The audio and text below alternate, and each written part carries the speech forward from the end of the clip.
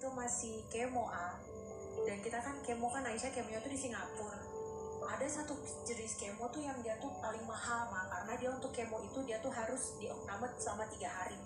Jadi itu kemo termahal dan dia harus melakukan itu tuh minggu depan.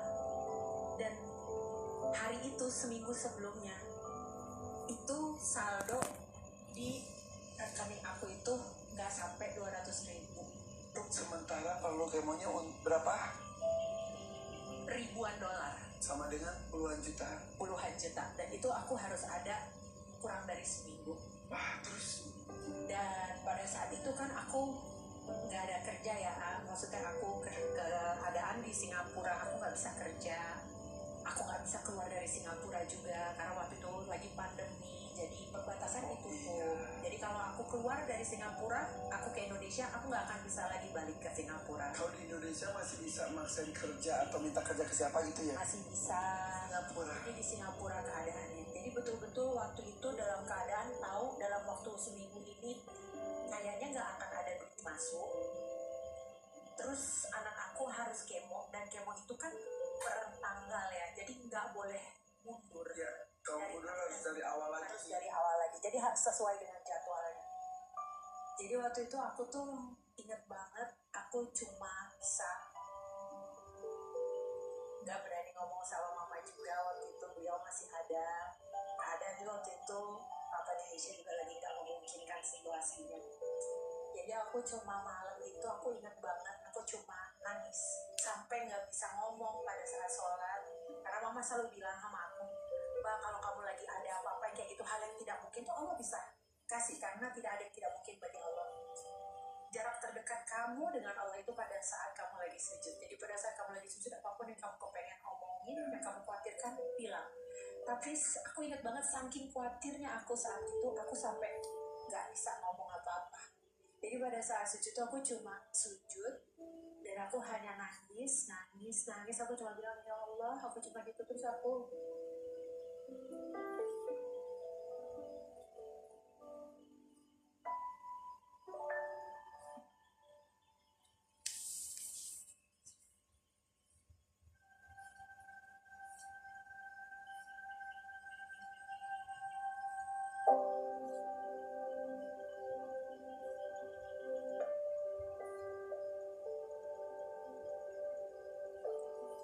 Aku cuma bilang, ya Allah, aku cuma gitu terus aku nangis.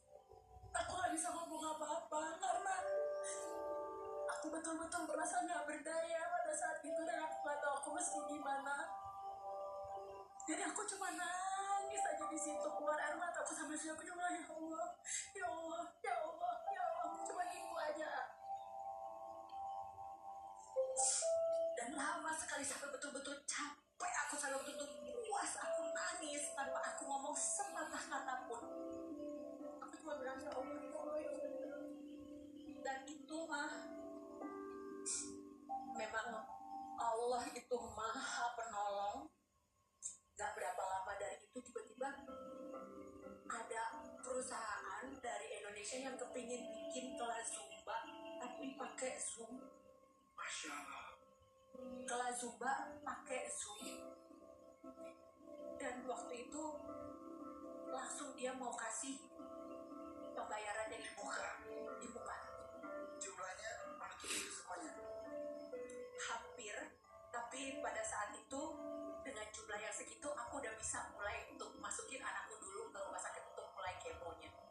Di malam itu juga ada besoknya? Beberapa hari setelahnya, sebelum kemo itu harus dilaksanakan. Masya Allah.